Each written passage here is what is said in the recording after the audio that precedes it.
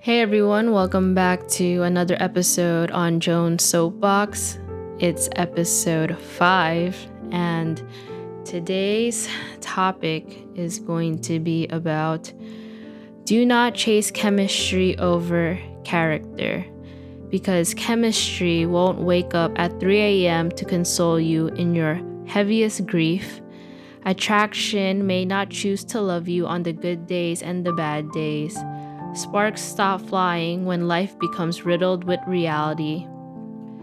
Chemistry and character are both important. However, many of us will mistakenly excuse bad character when we find good chemistry. Both need to exist. Attraction isn't enough. Chemistry isn't enough. You need partnership, commitment, trust, loyalty. You need good character to sustain a healthy relationship. I did not write this. I wanted that to be the introduction because it will help on the rest of this conversation. And I feel that many people relate to this topic, guy or girl, or both, because as humans, it's natural to be first attracted to someone and get so involved with how that feeling feels like in the beginning, the butterfly effect. And then you get into the honeymoon phase and everything is literally just amazing because you have these rose-colored glasses per se, and then once time has passed, things start to get more real, and then situations happen where it challenges both people into learning more about each other and everyone else around them, and then you question and see if it will still continue to work. And then more life events happen to then again you question more things and you ask yourself again, is it still worth it to commit and to stay? And it's always nice to feel good, of course, but we get so distracted by that nice feeling that we don't realize people's actions and how they treat us. And I'm not necessarily just saying they would treat us bad. I'm saying that we overlook the bad with all the nice feelings that we feel. And it's normal for humans to make mistakes. No one is perfect. But another thing is that we shouldn't just get so lost into how that feeling makes us feel. Because as much as feelings can have this effect on us, there's just something when the connection is much more deeper than feelings. And I can't speak for other people, but for me, I feel that as I got older, it wasn't puppy love, let's say, anymore. It wasn't just a crush. I felt that I needed to look for more. I was always searching for more. And what is that more? It would be deeper conversations, seeing that the other person can go through life and challenges and still survive and make it through it with just being a badass person, and the way how they are around people, seeing that they were a good influence, that they might be inspiring in however form, doesn't have to be creative, and the way how they're respectful. And that is the character that I look for in a person. And I don't necessarily really get caught up in the good feelings or the vibes I get from a person, and then that's it. I really think much more than that. And again, as you get older, I think life circumstances matter, because yeah, you could just go on temporary adventures and just have a good time, but then you start to realize that time is going, and as much as you don't want to think about an expiration date, sometimes you just really want to just be stable. You just want to know you have that person for you, and you don't want to keep searching and searching and just trying to experiment or experience that feeling with one person to the other. It just gets exhausting and tiring, and maybe you could be that person that just never gets bored or tired. Like, you love that thrill, you love meeting or being with a different person all the time. But I don't know, I feel like, as much as I don't want to admit it, but the more I get older, the more I just feel less wanting to do things, and I just want to relax and just conserve as much energy as I can for the next day or next activity. And to have to get to know a person or a new person all the time, just the thought of it is exhausting. And so this is why I say that, or reading this and then also agreeing that, do not just try to be with someone for the feeling. You want both. You want the feeling, and you want that the person is someone you can respect, accept, and admire and appreciate. And without one or the other, it falls apart. Like, you could admire someone, but you don't feel attraction, or you don't feel any butterflies when you see them, and that sucks too. You want to be excited knowing that when you are about to see that person, or you're about to have some sort of contact with them, you want to have that excitement. And if you don't, then it just is very unbalanced. And so I wanted to focus on this because I know that in my life, the people that I associate with can relate, and maybe someone else out there who's watching this can relate. And so for me, what bothers me a lot is when people stay in relationships where it pretty much has expired, that the two people have been together, and yes, maybe it at one point in the beginning was amazing, and it was just something that you thought would be forever, and then you realize as time went by that things happen. And no matter how many times you could forgive someone, how many times you could apologize and say sorry and give it another try because of the what ifs, maybe it'll work if we do this way instead of that way, and being patient and just hoping that it will just get better than being worse. And then to the point that you just both start arguing with each other, and you keep just trying to figure out how to make it work. You do everything that you can, and for some reason it just still doesn't work. And then you ask yourself, am I staying just because I want to settle because I've already invested a lot of time with this person, or I don't want to be alone, or I just can't imagine this person with someone else because I've always seen them with me.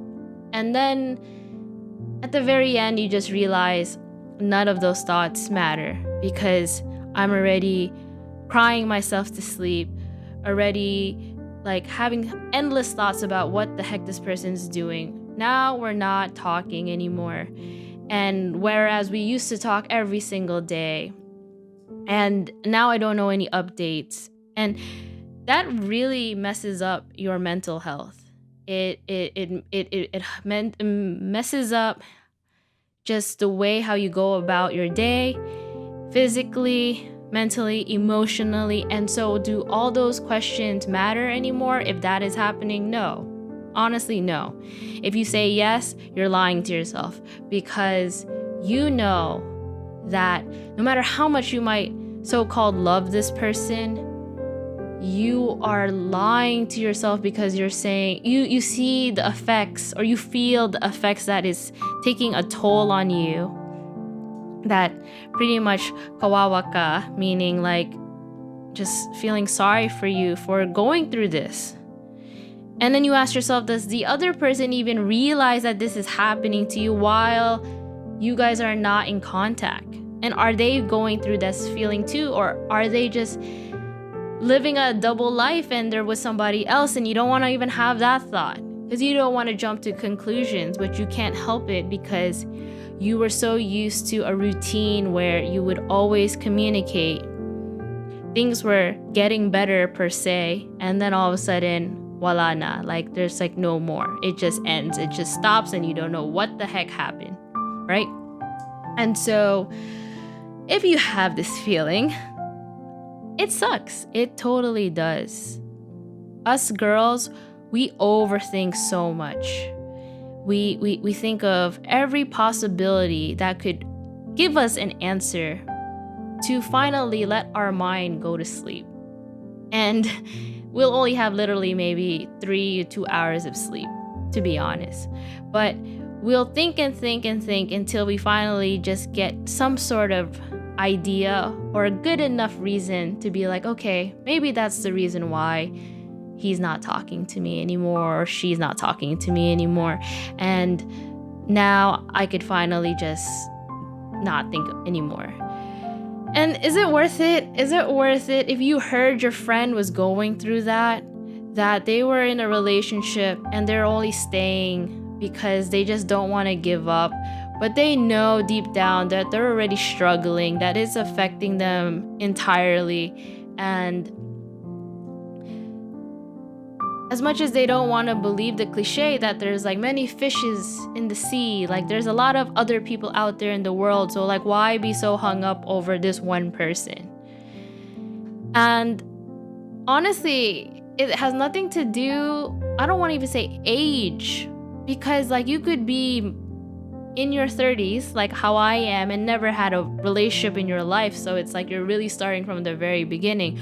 Or you could be someone who's been in a lot of relationships at an early age, and then you already know that this happens and that you don't want to be stuck, so you're gonna move on because you know there are other people out there. So it's all about experiences that you've been through, and so it's easier said than done to tell someone to move on or to get over it, because it all depends on what they've been through. And all I can say is that in a general aspect, I can't promise someone that, oh, there is someone out there for you. All I can say is that when you feel unhappy, when you feel like you're losing yourself over a relationship that unfortunately isn't the same as how it was before, it wasn't a good feeling and things like that. And here, if your lover starts to pull away, resist any urge to pursue their attention, instead breathe and put the focus back on you. Use the space to reconnect to what makes you happy outside of the relationship. And I think that's the most important thing. To use that energy instead of focusing and crying and being upset. Like there's nothing wrong with crying. But I'm just saying, instead of using that energy to feel so down and negative, because yeah, you can't help it. You miss that person and you're hoping that something will hit them in the head and then make them realize, I need to contact that person. I need to contact her. I need to contact him. And so that's like in the movies. That's in a lot of rom-coms, dramas, K-dramas. You hope the person's gonna run back to you, have some big epiphany and realization that they were wrong, that they're gonna beg for you and wish for you to take them back. And we grew up with that mentality, with that mindset, that fantasy, or maybe that person that you were with gave you that idea that they will always do that for you. But then again, in a previous episode on this podcast, I said, if you really love someone, you would want them to be happy regardless. And it might not be ending it with you, but you would want the best for them. And that hurts to hear because you would want them to be with you in the end. But then it's like, is it worth it if they're acting different and they're acting like they don't want to be with you, or they're just not communicating with you, and then you're still telling yourself that, oh, I wish this person should do all these magical things to come back to me or want to be with me? It's like, I would rather, this is my personal opinion, I would rather be alone than be with someone who doesn't treat me well or doesn't treat me in the way that I deserve. I would prefer someone who would really be proud and happy to be with me, good or bad, and I don't have to chase after them. They don't have to chase after me. We don't have to keep going back and forth, reminding each other why we need to be in each other's lives. It's like we just both agree that we want to be together through thick and thin, literally married, not married, because we agreed to be committed.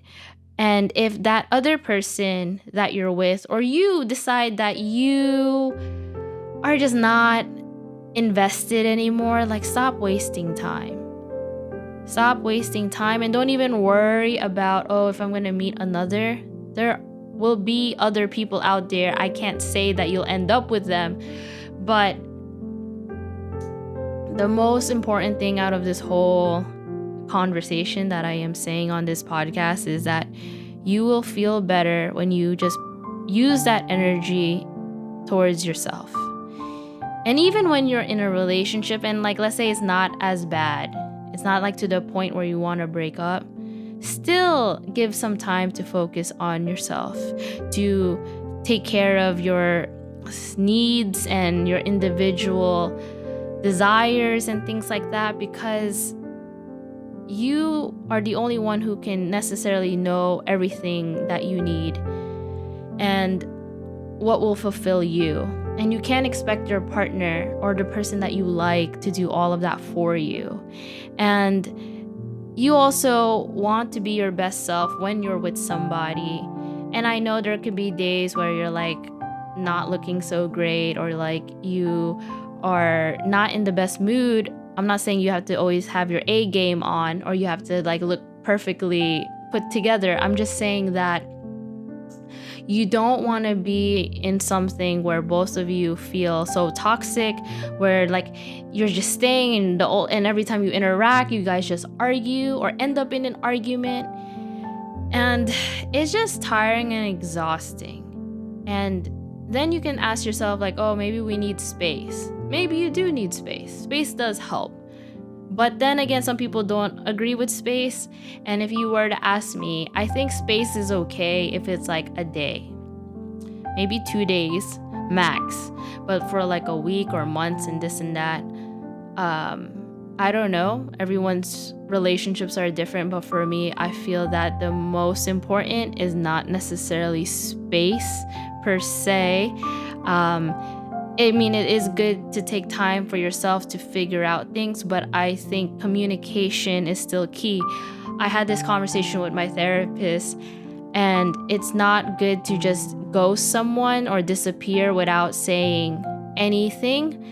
If you get into an argument, whoever person wants to get space or whatever, they should give some notice saying, hey, right now is not the time. I don't feel like we should talk, blah, blah, blah. And maybe in a day or two, we should talk again, like that. There should be some sort of communication still out of respect.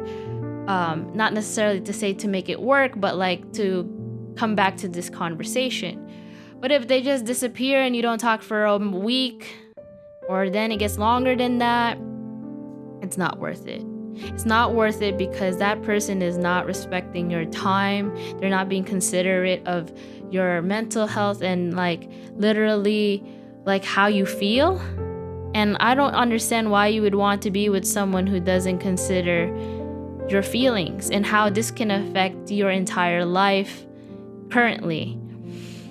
And so, again, I don't want to necessarily blame one person. I think, two people make the relationship. So one person, if they're not acting the same as they were before, definitely something's happening. And I don't want to assume it's because they're talking to another person outside of the relationship.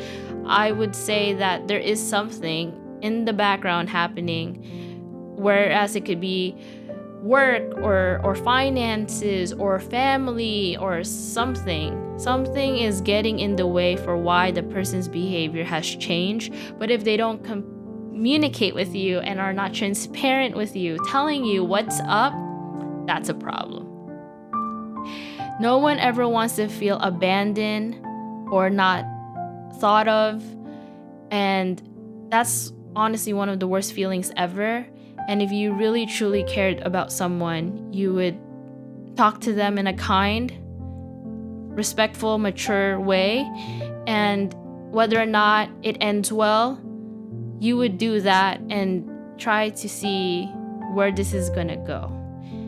Because again, time is precious and we shouldn't like just keep going in circles and in routes, like just like a circle of who knows what, because that's exhausting, it's tiring. And with the other person, if you're the type to always make the person feel bad and remind them of all the mistakes that they've done, and if you said already that you forgave them and you keep repeating yourself, telling them that, remember you did this and you said that you forgave them, but you still continuously remind them of the mistake, then that's wrong on you for doing it.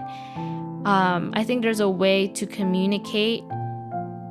And if it's something that's still not resolved, I feel that you should be upfront and tell them exactly how you feel. For me, I am guilty of this. I will admit it. I have the redundancy to repeat things that are bothering me, even though one day we'll feel like we resolved it and then the next day it comes back again. And I have this tendency of self-sabotage, and it's because I feel that I am not deserving of a good relationship because of maybe previous things I've experienced in the past, and then karma attacks, and I think that for the rest of my life, I am not meant to be with anyone. No, true story. It sounds very dark. And then when something finally good happens in my life, I try to ruin it because I feel like it's not meant to be. I already just assume that I don't deserve it. And then I ask myself, like, why am I wasting this person's time? Maybe because I already am assuming that I don't deserve it. And it's unfair, and I'm sorry. I'm saying sorry on this podcast if you're listening. I'm trying to be better at it. And again, hopefully your partner or the person that you're talking to in the relationship will understand that as long as you're taking actions, not just words, you're not promising people just like, I will do this, I will do that. You're showing actions, you're taking initiative that you're willing to adjust or make it work. And it's not going to happen overnight, but that's all people need. People need to see that you're really trying to put the effort in to make it work. And that's how relationships survive or keep going, is when two people will work together to make it work. And it's not just them saying things to make the other person have the feeling of feeling good. You're doing these actions, and then both people are feeling good because you're doing it and the other person is receiving it, and vice versa.